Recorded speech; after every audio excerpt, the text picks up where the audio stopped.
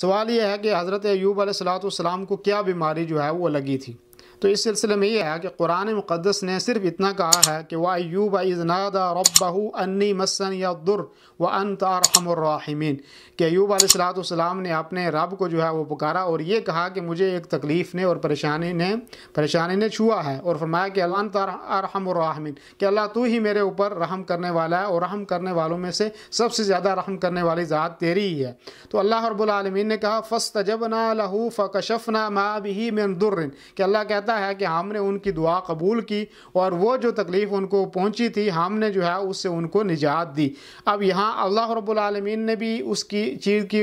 وضاحت نہیں کی کہ کون سی بیماری حضرت ایوب علیہ السلام کو لگی تھی، تو اللہ نے بھی کہا تکلیف پہنچی تھی ان کو۔ ایوب علیہ السلام نے بھی خود اپنی زبانی اس کی وضاحت صرف تکلیف کی صورت میں کی کہ مجھے جو ہے وہ تکلیف پہنچی ہے، نہ قرآن نے کوئی وضاحت کی، نہ خود جو ہے وہ حضرت ایوب علیہ السلام نے کہا کہ مجھے کون سی بیماری لگی۔ اب لوگوں نے بہت سارے قصے اور کہانیاں جو بنائی ہوئی ہیں، اور لوگ کہتے ہیں کہ ایوب علیہ السلام کے بارے میں کہ یہ بیماری تھی، وہ تھی، جسم میں پھوڑے پڑ گئے تھے، یہ غلط بات ہے۔ صرف بیماری ان کو لگی تھی، کون سی بیماری تھی واللہ عالم، اللہ جانتا ہے کون سی بیماری تھی۔ پھر اللہ تعالیٰ کی طرف سے ایک آزمائش تھی ان کے لیے، اور اللہ نے وہ آزمائش دور کر دی اور تکلیف ختم کر دی، اور پھر اللہ نے اسی آیت میں قرآن کریم کی سورہ انبیاء کی آیت میں فرمایا کہ ہم نے ان کو وہ سارا کچھ دیا کہ جو اس تکلیف کی صورت میں ہم نے ان سے چھین لیا تھا۔ تو اس لیے یہ اپنی طرف سے نہیں کہنا چاہیے کہ یہ بیماری تھی، وہ بیماری تھی، جو بھی تھی وہ اللہ کی طرف سے ایک آزمائش تھی، اور اللہ تبارک و تعالیٰ نے ان کی وہ آزمائش ختم کی، اور اللہ نے ان کو تمام وہ نعمتوں سے ان کو نوازا کہ جن کو ان کی ضرورت تھی،